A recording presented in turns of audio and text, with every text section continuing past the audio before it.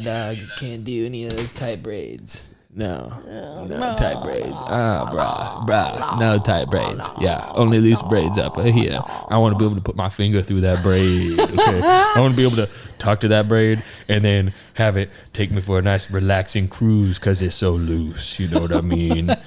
Yeah, don't one of those tight braids is like easily stressed. You know, like you all tight, strung up braid. Take a chill pill, loosen up, you know what I mean? Put on some of those baggy pants. Your pants are too tight, braid. You a tight braid. I love you so much. I love you. What are we talking about? I love you. Oh, are we recording? Yeah, everything is recording. Oh. Wow. Oh, the tight braid monologues. You're a psycho. Okay. What are we talking about? Something really good. Today, we're going to talk fails. about... Oh, why do you do that? Oh, gosh. My sweet Jesus. He's great. Lord Almighty, if you interrupt me and you tell the end when I'm in the middle, working my way to the end... Dating fails and? I will. I will squeeze your face so hard. I'm about to say it. Okay. What's the last part? No, Spencer does this thing where like I'll be telling a story. If don't interrupt me right now. I'll be telling a story. And I'm telling the story to get to the punchline. And while I'm halfway through the story, I'll share the end of it. It drives me insane. See how I did that? Some days I legitimately get pissed. I shared the end of it. Okay, today we're going to be talking about dating fails and healing after breakups. Yeah, we have heard your info emails. You guys have sent us emails asking for stuff. We've heard the people. We have heard the people. And we're going to give the people what they want. Spoken. And we have listened. And now we are speaking on what they shared. Talk over me one more time, see what happens. No, you go ahead. You guys, we have a really... Stop. No, seriously. Okay. You're going to have to edit because I'm going to get pissed off really soon. Okay, go ahead. I'm not playing anymore. I'll edit all of that. I promise. Interrupt me one more time. Sometimes we get feisty. I think Spencer's going to edit some of the feistiness out. He probably should. But sometimes we're legit feisty, and sometimes we take it too far with each other. Yeah. And then I'm like, hey, boundary, you're about to make me really sad. We both have permission to be like, hey, this isn't fun for me anymore. But we do. We just get saucy. Mm-hmm. And some of you are getting saucy, which is why you're needing to heal from a breakup. I love that segue you just had right there. Yeah, that was a bad joke. We've obviously had a lot of clients that we worked with over the years, and we've heard a lot of nightmare dating stories, women getting ghosted on dates, really awful, painful breakups, relationships where you thought a person was some way and they were a completely different way when you got to know them more and more. That's real. And so we wanted to, hopefully shed light on some of these things, like what we would help you do to respond to these different events. Mm-hmm. Ways that you can be powerful on your own journey and not feel powerless to someone else's failures or mistakes in a relationship, and how to continue the process and love it a little bit more. Yeah. Yeah. Why don't we talk about that? Yeah, that was why I introduced us that way. You know what the number one dating fail is? Not ever dating. Because it was a rhetorical question. Because then you can't ever fail because you never risked or stepped into vulnerability at all. And I kind of did that for a couple years. But I think that is truly the number one dating fail, is like everyone is going to make messes and mistakes. You can have different degrees and different kinds of messes. They don't encourage you to make really big messes because it takes longer to heal from those. Yeah.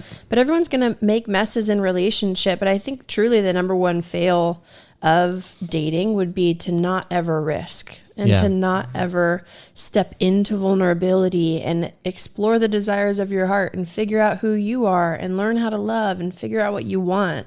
And I know for me, I dated so much through my teenage years that whenever I had my come to Jesus when I was like 18, 19, I dated a little bit. There were a few guys I tried to date early on. And then I just was like, I don't want to do this anymore. I feel like I know who I am. I feel like I know what I want. But I also was living in a lot of self-protectors that I wasn't fully aware were there and were stopping me from stepping into vulnerability. But I took a couple years and I just kind of did my own thing, and I tried to just carry my own space and let God work on my heart. And I think that's a beautiful season. Really, really, really. I'm a huge fan of that season. But I think that if we stay in that season and we stay in it past its expiration date, we end up really missing out. Yeah. But anyways, we're going to talk about real dating fails besides that. I just wanted to highlight that one because I know that there are some of you that are listening to this that you haven't actually stepped out at all. Yeah. And this is your sign. My voice telling you to go and date and risk again. This is your sign that maybe you should ask God, is it time? Yeah. Or if you're addicted to dating, then maybe this is your sign. Lay down the medication for a little bit. Maybe you should figure out how to be alone again, just for a little bit. Love you, girl. Spend time loving you. What do you say is like your number one dating fail that you had? That I had? Whether it's funny or like a painful, serious one. Oh my gosh. You guys, he had a lot. And I think had I've heard so them many all. dating fails. Some of them you're like, I don't like that story. Me? Yeah. Yeah, I don't like some of your dating stories. Yeah. Well, but I mean, I didn't like it in the moment either, but I was able to laugh about it afterwards. They were entertaining. I think one that's memorable is I had met this really fun, pretty girl at a party at the ministry school that I had gone to. I think I graduated at the time, and she was just a first or second year at the ministry school. And we had this big get together at my house, and there were probably like 20 or 30 people. Never seen this girl before, and we just had a great witty banter chemistry that I was like, this is really fun. And I kept finding myself gravitating towards this girl, and I was like, at the time I was really trying to be more open with dating, and also wanting to take things really slow, because I realized like I don't have capacity to do like deep relationship right now. I was healing through a lot of pain that was starting to surface. I was starting to really go on my journey of becoming connected, recognizing how much of a people pleaser I'd been my entire life, where I'd sacrificed my heart and my voice in pretty much every relationship growing up in order to satisfy people. And I became like the ultimate people pleaser, and I was really good people pleaser. I just love pleasing peoples, and I had formulated my personality to be the person that people liked, and I just wanted to be liked. And if I could be liked, then that would keep me further and further disconnected from rejection and abandonment, which I was terrified of. And I was so scared that people would reject or abandon me because of me. So I got really good at being liked, and I was coming out of that. And so I was learning to have a voice. I was learning to date. I was learning to not make women's emotions my responsibility, allowing, I had partnered with a lie that women were fragile. And I believed that lie because of the home that I grew up in with my mom, believing that I had a belief system that my mom could not manage her own pain. And that was because of things that I observed in a narrative and a story I created as a child growing up. And so that formulated my belief around women. So that's some of the backstory, but I was starting to have this chemistry with this girl, which chemistry is great, but it's not the only thing. Sometimes we can experience chemistry with someone because our trauma perfectly lines up with their trauma. Yeah. So we will feel drawn to someone based on our unhealed past pain, and it can create this like spark, firework, electric magnetic draw to the other person, but it's actually your wounds. Yeah. Well, it's not a long-term, Yes. It's not a long-term solution in relationship. It is a short-term fun. You can move from fun relationship to fun relationship and never be satisfied or fulfilled. Or trauma bond. Right. To trauma bond. And this girl kept reciprocating the whole night. And by the end of the night, she was the last one. She actually helped me clean up the house. And I was like, oh, this girl's sticking around. I can tell that she's like obviously interested. I'm interested. So at the end of the night, I was like, can I walk you out to your car? I was like, I would love to hang out with you sometime. And she was like, okay. yeah. And she said some different things and was like, yeah, but I just want to make sure that you're clear that I just want to be friends. And I was like, okay, wow, thanks for being upfront about that and honest. I appreciate it. Sounds good. And I was like, well, maybe we can connect as friends and do that. And so I'm thinking long play, we started as friends and maybe, she's just feels unsafe in relationship. So we can gradually build towards something. Well, she then gets really flirty texty, like over and over and over again. And we tried to get together before Christmas break. And I'm just like, I'm not understanding what's happening. And I wasn't super well versed in confrontation, conflict, being upfront, being honest. It was like, I still very much felt terrified to be upfront about what I needed, what I wanted. And I was learning to assert myself and have a voice. So I was playing into this whole thing where we were acting like we were dating, getting to know each other romantically. And she was very much reciprocating a lot that way. But she had mentioned that she just wants to be friends. And then when she came back from Christmas break, we hung out again. She actually invited me to hang out. Or actually I invited her to hang out, and it was a group thing. It was like me, 2 friends, and I invited her along. And I was thinking, okay, this helps go along with her boundaries. This is an easy thing where she's not going to, read into anything. I'm not going to read into anything. And the next day she is like, hey, can we get together and talk? And I was like, okay, you want to just grab coffee? She's like, no, nothing datey like coffee. And I was like, datey. And I started to get really frustrated at this point because I'm like, I have honored this girl's boundaries with just wanting to be friends. I am like totally just wanting to get to know her. She's very much reciprocating and flirting and texting, doing all the stuff. And so I started to get frustrated because I'm like, datey. And I told her, I was like, I get coffee with grown old men and I'm not trying to date them. So we could just get together for coffee and it's just like a friend thing. She's like, well, just nothing datey. And I was like, okay, I'm starting to get red flags. So I'm like, okay, do you want me to pick you up in my car and we park on a curb somewhere and talk? She's like, yeah, it sounds good. And in my head, right after I said, I was like, that's way more datey than coffee. Are you kidding me? And I was like, okay. So I go pick her up. We park on the side of the road. And as we're talking back and forth, she's like, in a roundabout way, trying to give me more boundaries, that she just wants to be friends. And she's trying to figure out like, I just want to make sure that we're good. And that, that that I just want to be friends. And I'm just sitting there going like, what is going on right now? And I was like, yes, I told you I was good with that. Like, I don't understand why we're having the conversation. And then she kept communicating more, and she was in a roundabout way trying to figure out if I liked her or not. And then trying to figure out what I believed about dating. And I was like, hey, let me just take a few back steps here. Let me just tell you what I believe about dating. I was like, I can go on a date with one girl on a Tuesday. And then on the next day, I can go on a date with another girl. I'm just getting to know, like, there doesn't have to be exclusivity. It doesn't have to be this thing where we are trapped in a relationship. We can get to know each other. Like, that's what I believe about dating. And then she begins to, for the next 10 minutes, verbally shit all over me.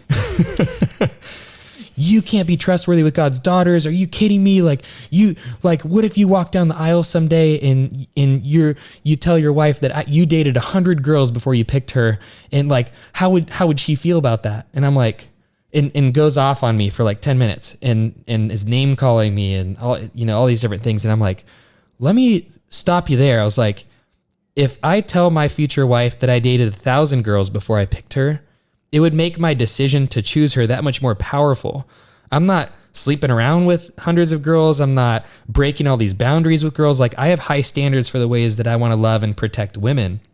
And I'm not doing any of those things. So I don't understand where you're coming from. And frankly, you're verbally shitting on me and I don't have to take this anymore. I'm taking you home. I'm done with this conversation and I'm over this. And so I start driving her home.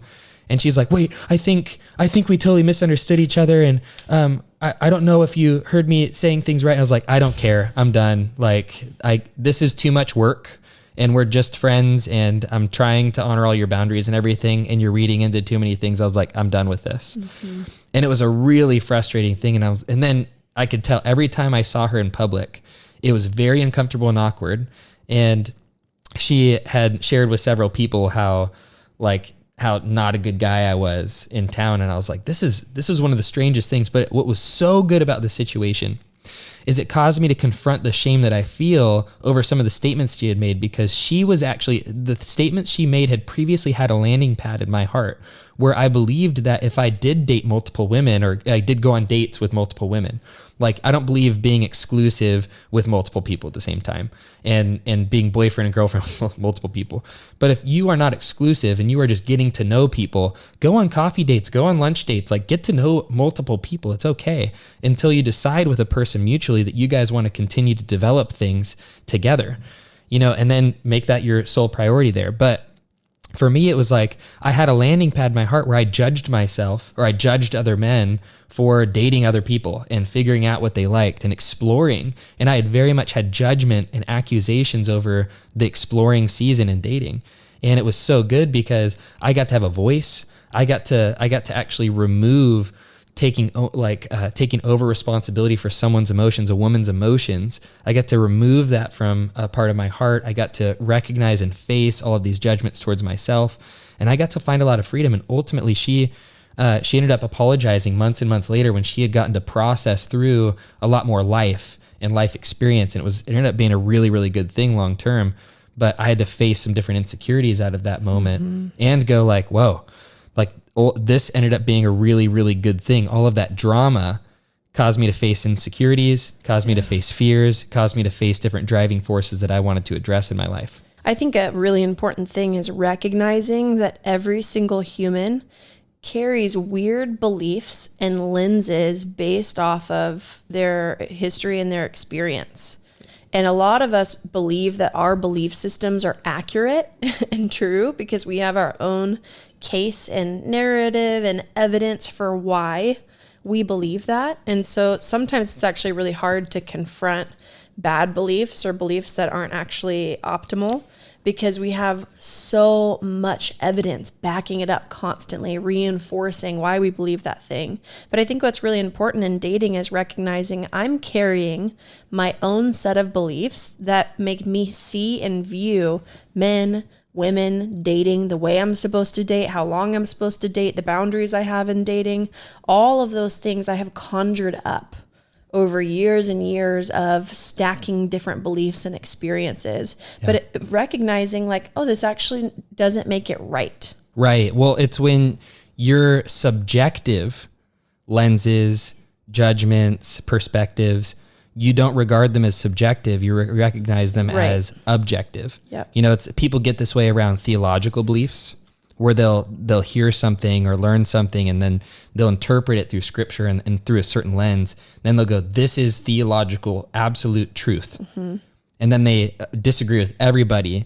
And there's no actual like listening or respect that they can have in a conversation with somebody that has a disagreement because they believe that they have an objective truth as opposed to something that is subjective based on their experiences, their interpretations, their lenses, and all of that. You know, and that's probably one of the biggest problems, especially in dating, where we see men or women a certain way, or we see dating a certain way, or we see even biblical truths a certain way, where we don't have any openness to hear a new perspective.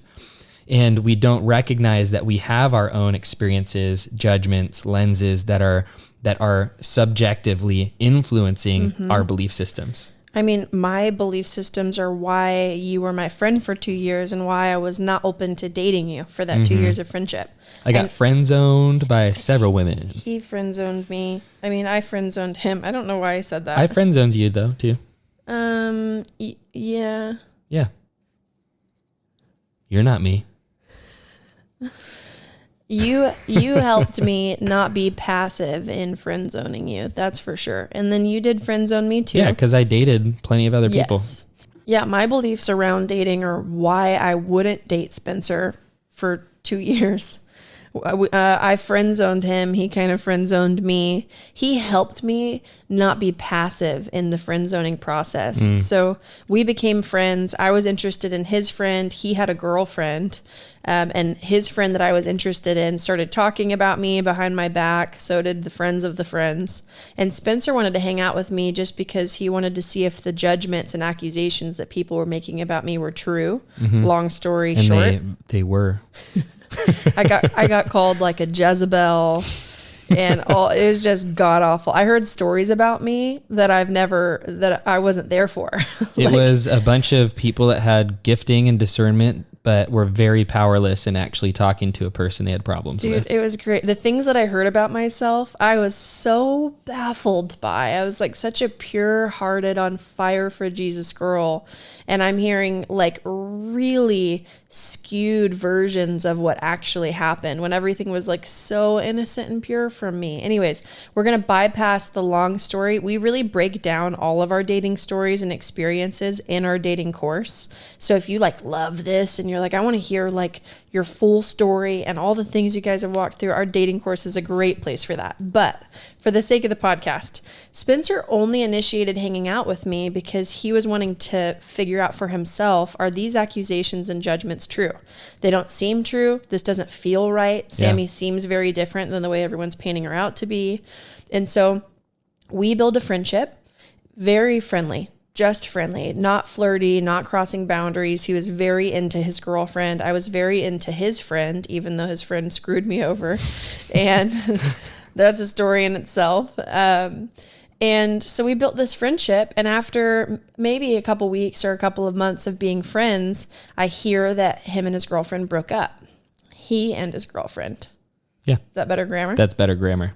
And I see him at a party and I can tell like, oh, he's open. This dude is open. And he's like, hey, you want to grab coffee? And we had already had coffee plans. I think they just weren't solidified. But when I saw him at the party and I could feel how open he was to anyone, I freaked out. And I just was like, oh no, if I get coffee with him, he's going to think that I want to be with him. I don't want him to cross like my boundaries that I have. I'm not interested at all. And so I was used to really passively and in a non-communicative way, friend zoning men because I felt afraid that they would fall for me. And I had a history of having guy friends that would fall for me, that wouldn't ever communicate, that would date me and pursue me behind my back. Secret dating. It was secret dating. Covert dating. And I thought we were just friends and being friendly, and I wasn't overly flirty. I was never sensual. I never did any of the things that would send those messages. I just was myself and warm and friendly. Yeah. And then those friendships would deteriorate because they would fall in love with me or fall in like with me. I didn't feel the same way, and it would all come out like 6 months later. I might tell one of those stories in this podcast, but I didn't want to lose him as a friend, and I didn't want to have those conversations. And so I really passively started creating space with him. And that was super fun. I see him at the gym one time, and he could feel my soul keep him at arm's length. Oh yeah. And I think I called him buddy and friend. Hey buddy. Hey friend. So condescending. Don't do that, ladies. Mm-mm. Don't do that. No, have a serious conversation. So he goes, hey, are you calling me buddy because you're passively trying to tell me that you just want to be friends? Because if you just want to be friends, you can tell me that, and I'd be glad to respect that that's what you want. Yep. And I was like, oh, shoot. That was after I'd gone through a process of being very, very honest. Yes. But I really liked it. I thought it was actually very attractive, though I wasn't attracted to him. I just loved it felt so masculine and strong that he would actually create clarity. And he just was like, hey, if I ever have feelings for you, you'll be the first to know. So don't think I'm going to passively date you behind your back. And I just was like, okay, yep, you're right. I'm sorry. I'm going to stop calling you buddy. And so we went to coffee soon after, and we maintained a friendship. There were multiple times that I thought about dating him, but I wouldn't, because I had this belief system that, and I'm going to try to make this as simple as possible. In order for me to get my deep deficit of feeling of feeling wanted and like special, I had this huge wound of not feeling wanted and not feeling chosen or special. And I subconsciously created this story in my head of how my dating and marriage scenario would look like, of me feeling really special, like I was one in a million to this guy. He wouldn't date anyone else. He would drop everything to just pursue me. And I believed that it would actually meet this deep need of not feeling wanted in my life and not feeling chosen. And so I wanted a guy that carried himself like he was married and like wasn't open to anyone. And then all of a sudden I came along and he was like, I want to marry you. Like that was my story in my head. You wanted Jesus in romantic form. Pretty much. Yeah. That's pretty much what I wanted. Which a lot of women do. And they want a savior. Just the fact that Spencer was open and like willing to test and try and date other girls, I was like, oh, no. He can't have me. He can't have me unless he wants only me. And so my belief like around dating, which was really a way for me to subconsciously get my deep wounds healed. That's what I was doing. That's what a lot of us are doing in a lot of different ways. And our beliefs help protect and support that process. Well, it gives us hope. Like men and women are like humanity. We're built for hope. And so if we can hold on to the hope that this marriage or person exists that's going to save us from our aloneness, from our insecurities, from our pain, from our hopelessness, from our purposelessness, then it gives us hope. We can make it through our day. We can make it through our life, and we can hold on to this hope. But then when it disappoints, relationship after relationship after relationship, or you get married and it disappoints, then you're actually forced to confront all of those insecurities, all of those things that actually were misplaced in this fantasy relationship that can't save you from those things. Then you go, what do I do now? Some people actually decide, well, I think divorce is the option. Or they think that escaping this relationship or choosing somebody else is more compatible. And they still live in that fantasy mode. Some people, though, allow that rock bottom to be a launching pad that forces them to confront themselves, and they choose to face themselves. They actually become powerful in their lives, face those things, and become a powerful person, irregardless of the relationship that they choose. Yeah, irregardless. Why does that? You know, sometimes you hear like a name or a word, and you're like, irregardless. And you're like, is that a word? Someone just put all these letters together and made it have meaning. And the truth is, it is a word. So, so we can move on now. Irregardless. I feel like if you say it 10 times, it does get weird. I feel like Dory from Finding Nemo. Irregardless. And so my beliefs around dating made me want to disqualify Spencer from ever being an option. And there was a time that my heart felt very open to him. And I was even like, someone asked me, do you think if Spencer pursued you again that you would try and like actually say yes? And I had all these butterfly feelings, and I was like, actually, I think maybe I would.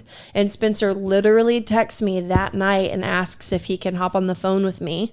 And I get on the phone with him. He asks me on a date, and I just like cold-heartedly just was like, no. Yeah. No. Everything in my heart You were pretty cold all the time. I was. When in regards to anything that was a potential exploration of romantic stuff. In a lot of other ways than just that. I was pretty cold all of the time unless I was loving a stranger and doing ministry. You were anti-vulnerable. I was anti-vulnerable. I was desperate to feel secure, to feel powerful, and to feel safe. And it's I learned at a really young age that people aren't safe. People aren't going to be there for you. People just want to take from you. And so I learned to create this fortress of self-protection. Well, your self-protection manifested as a savior complex. You know, if I could be a savior of all, I could be like Jesus and never have an insecurity or vulnerability. But that's a lonely existence if you take on the role of Jesus and not let Jesus be savior to you and let it change you into becoming more like him. Yep.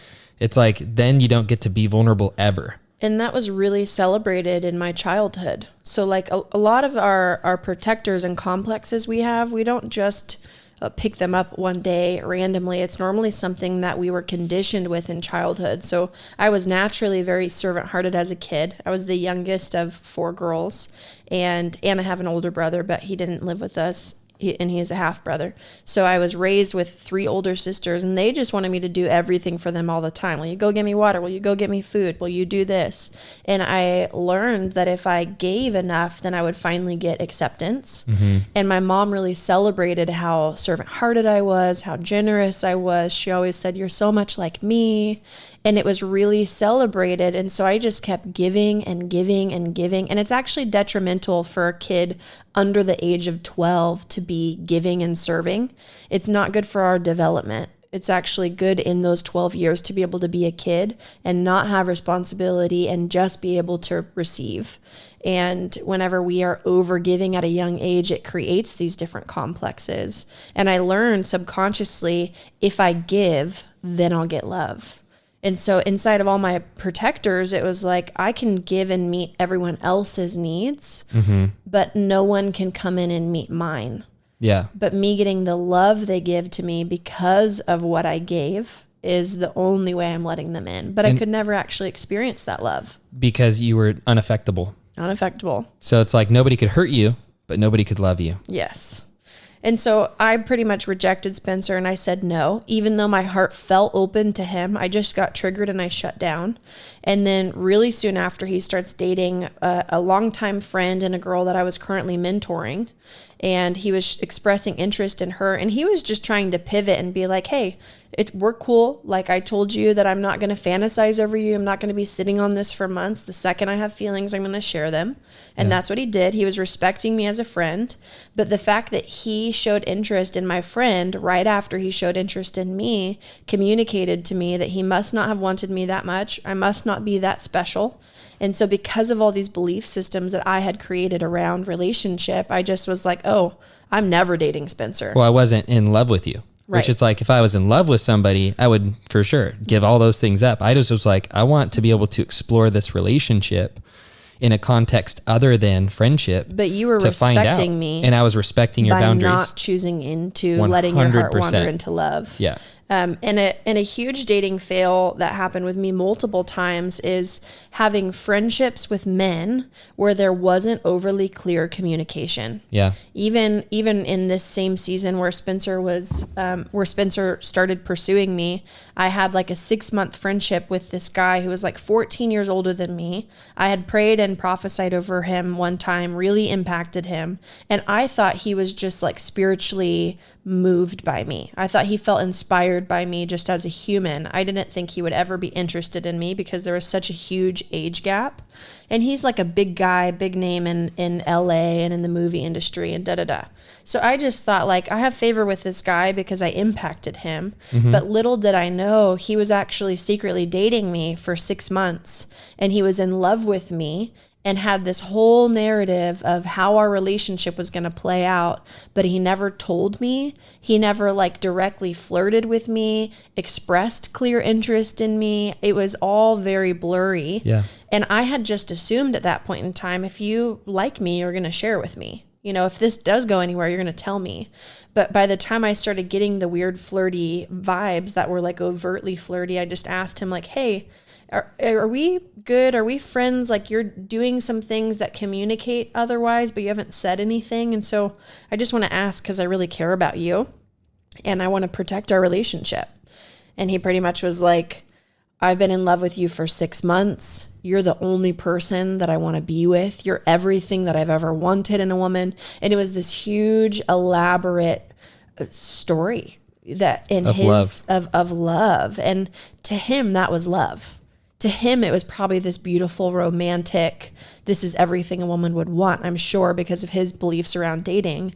But to me, I was like, my heart, I'm still grieving an old relationship. It doesn't leave a whole lot of room for you to have a choice at that point. No. Yeah. And so I think a huge dating fail, whether it's regardless of this story, was the opposite way, and it was me fantasizing and romanticizing a friendship for 6 months, or whether it was this guy romanticizing me for 6 months and not telling me, or like even idealizing what relationship will be like with, so many words. I could tell he had all of this fantasy stored up for so many months and never let me into any of it. And so he was so heartbroken that I didn't feel the same way. And I really loved him as a friend. I tell Spencer all of the time, like, man, I wish we could be friends with him. You would love him so much. Yeah. He's so funny. He's so amazing. I miss him as a friend so much. Yeah. And so I loved him a lot, but I just didn't love him like that. And he was so much older than me too, and had lived a completely other and different life than from what I wanted and was interested in. And I lost that relationship with that guy. So I think a huge dating fail is stepping into friendship and relationship and never creating clarity or boundaries in that relationship. Any kind of secret dating or fantasizing that's happening, even if you think you're protecting that friendship, it's not good, because you're not valuing their heart and you're not valuing your own. And I experienced that scenario happen with me multiple times. It only happened with, like, for that long of a period, I think twice. And then I learned after that, like, I'm going to nip this in the bud early on. And even if I have to, I'll be the one that communicates. And Spencer taught me a lot about that. Yeah. Go ahead. Well, I was going to say my capacity to risk in relationship massively grew as I went on a relationship to love myself. Yeah. Because if somebody rejected me, didn't take it personal anymore. I was like, they don't want me. It has nothing to do with me or my value or my worth anymore. You know, we hear some of our clients or people that have shared on email, or, I know I've gotten so many emails about this. Also, people that had mentioned this as clients, that men have ghosted them. You know, like they'll send a text where they'll send texts and the guy will just not say anything. They'll have a date planned for, like, online dating. Guy won't show up. Something like that. You guys, that's the worst. Don't do that. Girls and guys, don't do that. Yeah, have an honest conversation. Be a man, be a woman, value yourself, and respect that person enough to just say, hey, I'm actually no longer interested. Hey, I'm busy. I'm having reservations. Hey, this doesn't feel like a priority anymore to me. Hey, like, whatever you can say. Hey, I know I committed and I no longer want to commit, and I'm so sorry, because I know we made plans, or I know I was initiating with you and I don't want to just disappear. So I just want to let you know these are no longer my intentions. The more you love yourself, the more you can love your vulnerability. Yeah. It's like, you don't have to be shielded anymore. Like Sammy, that was her own reaction to not fully loving herself. Don't talk about me. Yeah. I'm going to talk about you right now. Don't talk about me. You did not love yourself, girl. I actually wrote that down in a journal entry. I'll call the guy that you were in love with Mark. So I had wrote down in my journal that when Sammy wasn't into me and she didn't want to even try dating or anything like that, I wrote down in my journal, Sammy is still in love with Mark. And she doesn't love herself enough to let go of him because he's not interested in her. Mm-hmm. And she's allowing herself to be strung along because she doesn't love herself. Yep. And so I just started praying for you as a friend. And he didn't find that in his journal until, like, a year later, when we actually started dating. Yeah. And he showed me the journal entry, and we both were like, it was so true. Yeah. I didn't value myself. And so I let this situation go on way longer than it should have. Yeah. Well, when rejection feels like when present day rejection feels like a strong, painful, big reaction, it's because it has a landing pad in our hearts. We've rejected ourselves. We're actually waiting for somebody else to choose us in a way that we never could. We're waiting for somebody else to choose us in a way that we've never recognized Jesus has. And we feel so disconnected from God choosing us and us choosing us that we're waiting for a person to save us from the rejection and abandonment we feel all the time. And a lot of the time, too, we will subconsciously idealize or fantasize the way we want something to happen based on the way our dad or mom didn't show up or didn't meet our needs or didn't know how to love us. Yeah. And so we are craving the thing that never got met by dad. Our hearts are constantly trying to find a way to heal from deficits and abuse. Mm-hmm. And it's trying to rectify it in another relationship. And so if you haven't been healed or had a wound healed or a deficit fulfilled in 10 years, 15, 20 years, your heart is still going to be a vacuum looking to get that need met, that desire fulfilled, that deficit filled, that neglect filled. by somebody else you're in close relationship with. And another way to say that is like you will be constantly driven by your own lack and your own deficits, which makes it really hard to powerfully choose someone. Yeah. Because you're just looking to medicate that pain and that wound. And so a lot of people, the second that someone comes along that even momentarily can medicate that wound or pursue them in a way that feels redemptive to how they weren't pursued in their childhood by mom or dad, we'll latch to that person. We get attached to that person and we end up committed in a relationship just because of the deficit that person filled in us. But it will not stay filled. It will get re-exposed. It's just a temporary relief of that pain. And so you don't want to actually be driven by your lack because you won't actually be able to have vision for what God has for you. You won't be able to choose someone from a place of overflow and power and clarity of knowing what you want. Yeah. So let's talk about healing from breakups, because I know that's a really big one. We have a lot of clients that have, dated people that they were very in love with and the relationship. We have a lot of women that choose to do our program. I even have so many women that reach out to me on Instagram asking, how do I heal from this breakup? And a lot of women that are asking hey, I'm healing from a breakup. I don't think now is the best time to do your program, but I really want to do it. But would your program help with this? And I'm like, yes. Yeah. Now would be the perfect time to go on a healing journey whenever your pain is what's the right way to say it? Is at the surface. Yes. Thank you. Yeah. Well, there's two things. There's two layers to healing from a breakup. One is just the grief that you feel from a relationship you loved. At least, even if you're glad that, even if you decided to break up with a guy or a guy decided to break up with a girl, there are still elements of that relationship that you chose into because you loved it. You loved the other person.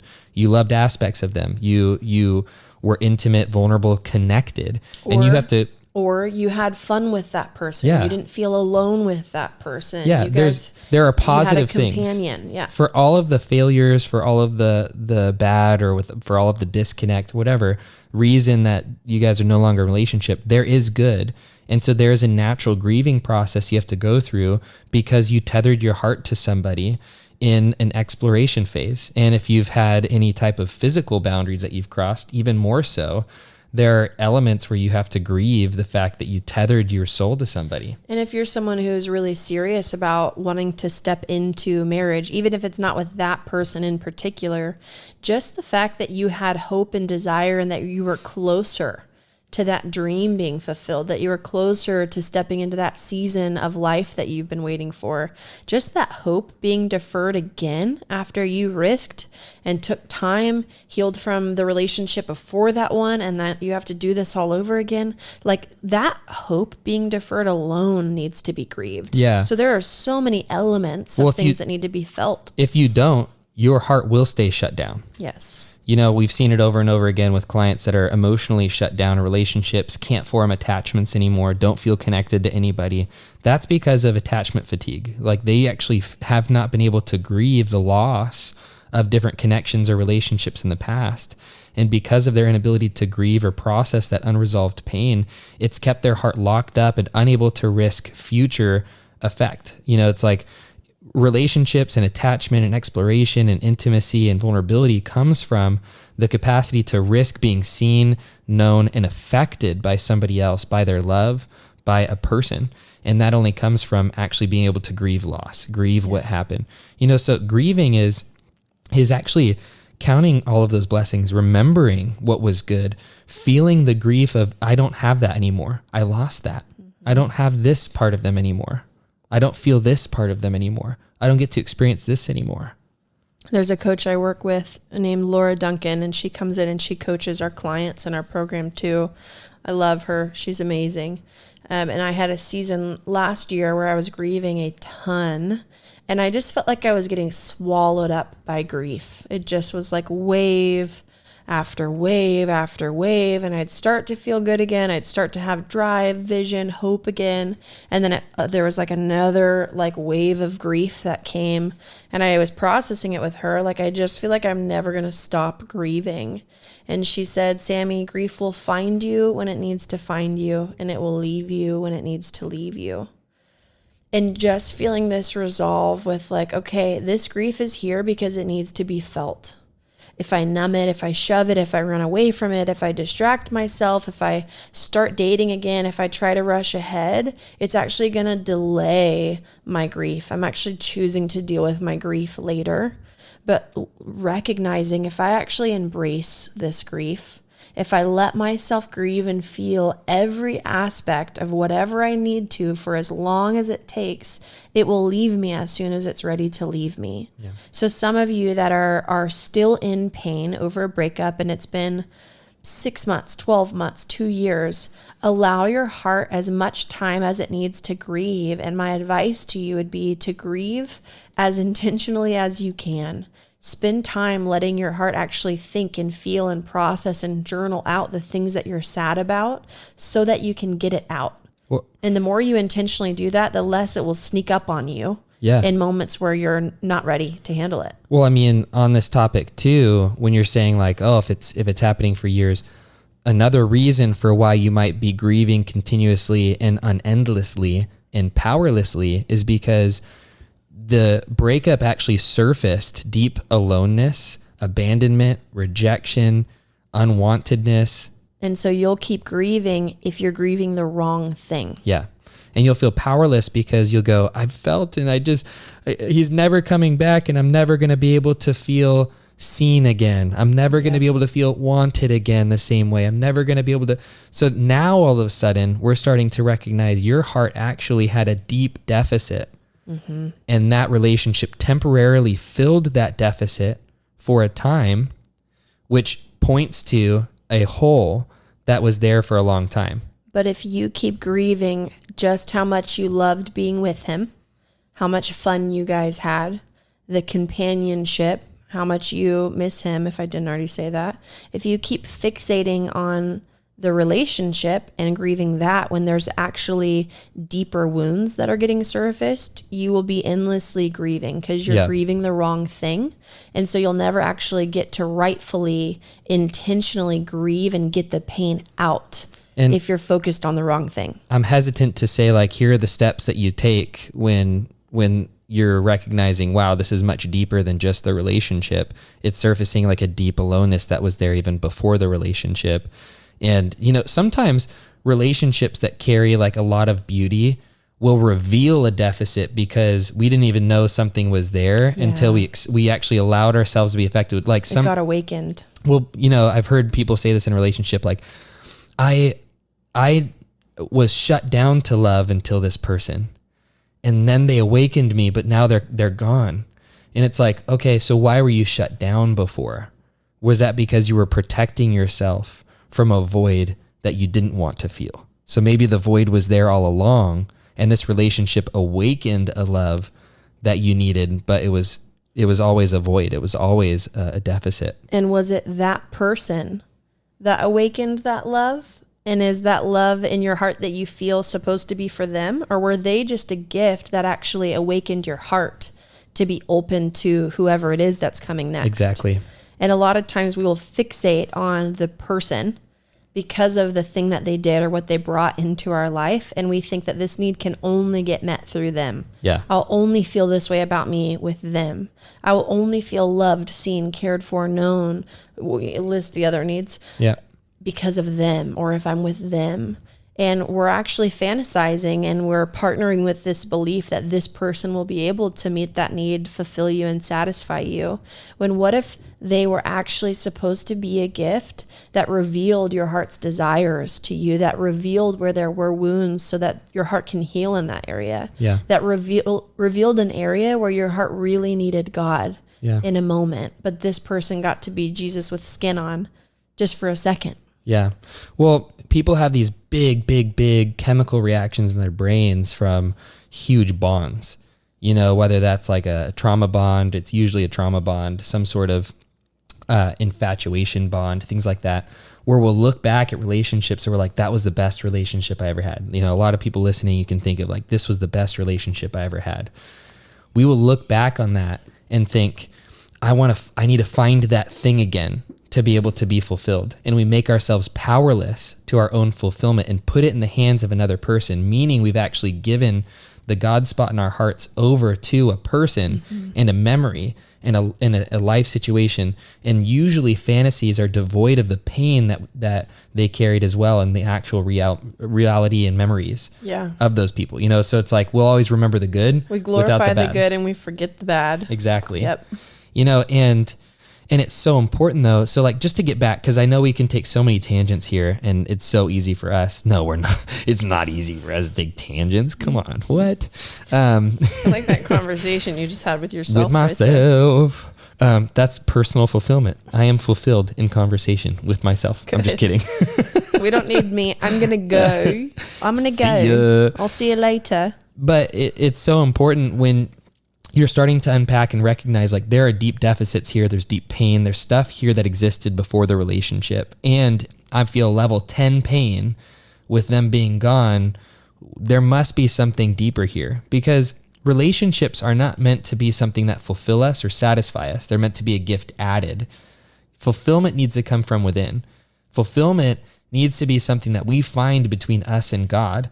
And then we enjoy the benefits of the pleasure that he's placed us in. Like Eden was only meant to be a gift in the context of intimacy with God.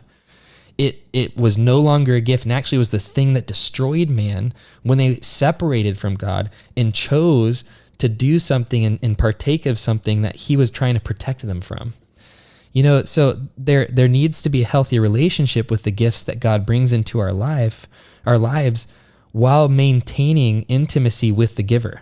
Yeah. And if gifts don't actually bring us into closer intimacy with the giver, they're no longer gifts. They're actually the thing that destroys us.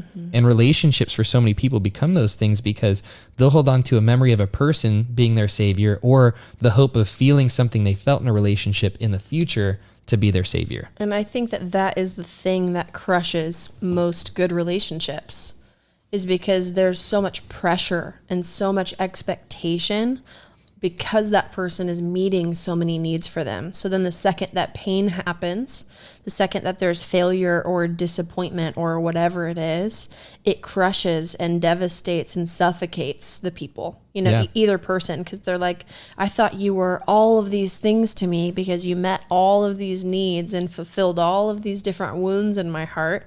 And now you're just like my dad. Yeah. You're just like my mom. We subconsciously have these emotional flashbacks where we're like, oh no, you're not as good as I thought you were. Yeah. But the person on the other side of that, and I think both parties typically do it, but the person on the other side of your failed expectations and disappointments can never reach your standards and your expectations. And it feels like so much pressure. And I know for Spencer, something that he said a lot, with me and with our relationship is I watched this happen a lot where girls would worship Spencer, whether they were dating him or whether they were just girls in the community that thought he was attractive or whatever it was. They'd put him on this pedestal. I especially watched this happen in the girl he dated before we started dating, where she just, truly, he's an amazing, amazing man. Even when we were friends, I remember telling Spencer, man, whoever you marry is going to be the luckiest woman.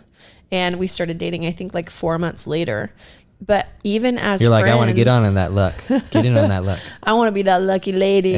Hey. But even as friends, whenever I wasn't fully bought into the idea of being with him, he just was like so powerful, confronted so much in his life, was so authentic, fought to be honest, fought to go after his stuff, fought to be present, connected, emotionally available. There were all these qualities in him emotionally that I saw that I just was like, man, I have never seen a man be this truly healthily masculine before in my life.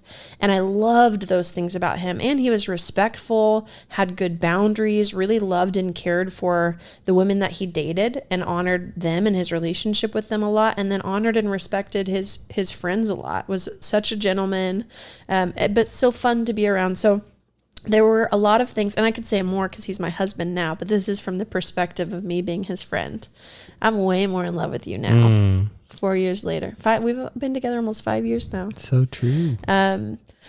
But there were so many amazing things about him, and I watched his girlfriend before me just worship him because she had only been in really abusive relationships. Yeah. And she's finally being loved, seen, valued, respected. And I could tell that she just, like, he was the bee's knees and was totally in her God spot in a lot of ways. And when their relationship ended, even though she technically ended it first, she was devastated. And she's been in only traumatic relationships since then from an outside perspective. But I watched girls worship Spencer. And even though that fed his ego in different ways, even though it felt really good and felt safe for him in different ways, it was a lot of pressure. Yeah. And it felt gross in different ways. And he felt like, oh no, like if I ever disappoint them, if I ever don't meet their needs, if they ever see the things that I've been hiding from people, they're going to be rudely awakened. Yeah. And I'm going to fail them. And then I'm going to feel like such a failure. Well, it's like the fear of disappointment drove me to want to be worshiped. Yes. And the fear of abandonment because of disappointment drove me to want to be worshiped. Yep. So I would feed into wanting to be that really, really, really good guy. Yeah. You know, and I was good at it. Even though you hated it. But I hated it because it started building this belief that nobody loves me because of me. You know, so if you really knew me though, you wouldn't really love me. Yep. And then I would look for evidence. And so when the relationship fell apart, it's like, oh, that's why. Because you really saw me. And so, Yep. and I became calloused. Yep. During a lot of my life towards women. Even in that relationship, my heart, like I can look back and go, that was really good and beautiful and a gift, even though it was really painful. And there was a grieving process I had to go through. And it caused a lot of, original pain, old pain to surface. I got to heal through that. And after healing, I can look back and go, that relationship was such a gift because it showed me my capacity to love somebody imperfect. Mm-hmm. It showed me my ability to be open like I hadn't been in a long time. It showed me, it caused me to grow in ways, to heal, to face things I'd never gotten to face before. Yeah. And so even those of you listening that are like, how can I heal through a breakup? Not only is it possible to heal from a breakup, but it can be such a gift in your life that becomes a gift to you individually and a gift to your future spouse, to where you can look back and go, I learned this, and this about myself in that relationship. It enhanced my ability to love. It enhanced my ability to grow. And it caused my heart to open and bloom in a way that set me up for the next relationship. And I have two things I want to say. I hope I get to both of them before our time is up. But one is that it is so important to allot yourself time to grieve before moving into the next relationship. It really, really is so important. I know that Spencer, right after that breakup happened, we started dating like maybe 2 months later. Yeah. And it was a great experience for me, but I had a really fresh, open, healed heart to bring into the relationship because I hadn't been in a relationship for years and had really allowed myself to grieve in a lot of ways. And we didn't really fully see the extent of how much wounding he still had until 6 to 12 months into marriage. We started seeing like, oh, that was actually really detrimental. It wasn't detrimental because we got married and were happy and had normal marriage pain and got to work through it, and it was good.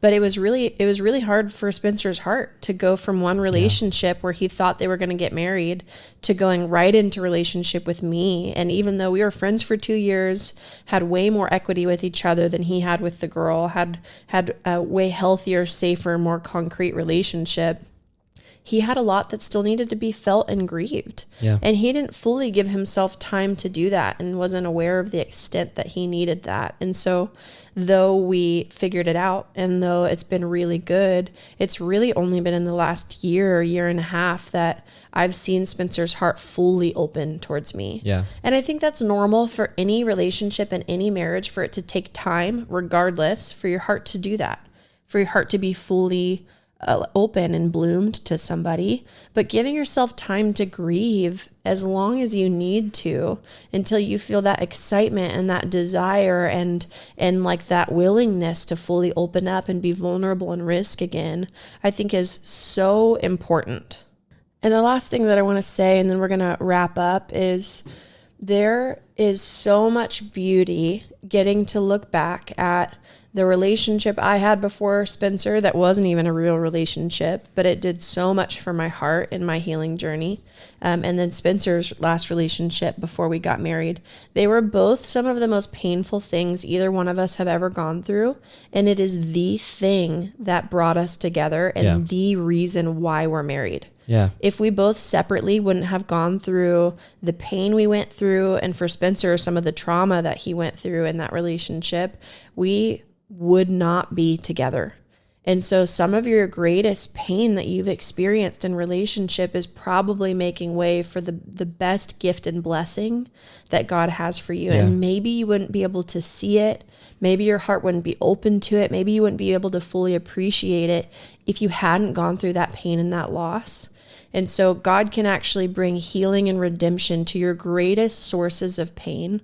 And so if nothing else, I want you to leave this podcast today inspired to let yourself grieve if that's what you need, and recognizing that me embracing this pain, me going through what I went through, could be the thing that leads me to the life-giving relationship that God actually has for me. Yeah. Well, you have received in the last 2 weeks, like 30 messages from women that have done our program. Like a lot of women that literally the day after they finished, this was crazy to me. I thought this was pretty crazy. And this isn't just to shout out our program. This is to shout out the process with Jesus. But our program is the shit. It is amazing. It's amazing. It's amazing, but we don't work with If you males. want more word screw ups, then you will do the program. It was amazing to me to see, because it was unbelievable. I'm like, you finished the program and a day later you met, like this was for, I think, at least 5 women. The day after they finished, they met the man they ended up dating and ultimately getting engaged with. Some of them got married. Most of the women that reached out are married. Were married now. or they're married. Okay. Because they sent like wedding pictures and stuff. And yeah, because you had made a post about a few women. There were like 10 women that were clients that came to us super single that ended up married, some of them with kids now. Yeah. And so I made this cute little reel of these client wins, because we normally don't share wins like that, because that's not actually our goal. Is like work with us and then get married. Yeah. The goal isn't to like throw all of this stuff in people's face either. Yeah. But it is the beautiful fruit of the healing journey. So I made a fun little reel. And then after that, I literally have like 30 women that are reaching out to me, sending me their wedding pictures saying, right after I finished your program, I met the guy, we're already married, or we're already engaged, or we're planning our wedding right now, or we're about to get engaged. Just there was story after story. And the beauty of it was right after they finished that season of going after their pain, boom. Yeah. Shows up. Well, because they got to properly grieve their previous relationships and the wounds from their early childhood, and got to relearn new belief systems. But like it dramatically changed the way they did relationship with God, themselves, and therefore men and other people. Yeah. And so because they had a good relationship with themselves, with God, they were able to risk, they were able to be open, they were able to have a healthy relationship with femininity. And a lot of them were like, I finally learned how to do relationship. I have all these tools that I used on myself in the healing journey that now I can implement with my boyfriend, with my fiance, with my husband, and it equipped me to feel powerful in doing relationship well. Yeah. So it's just like healing, whether you do it through us or someone else, healing and having a process where you are not just getting self-aware about your pain, but actually able to heal and grieve and invite God into that pain is such a game changer for relationship.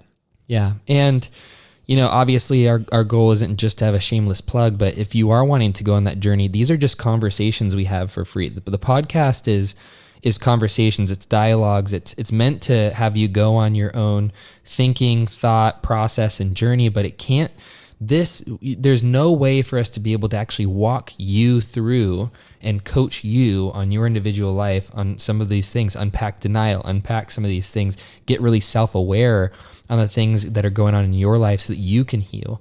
So that's why we have a program and a process, because there are so many different things. You need to have a process.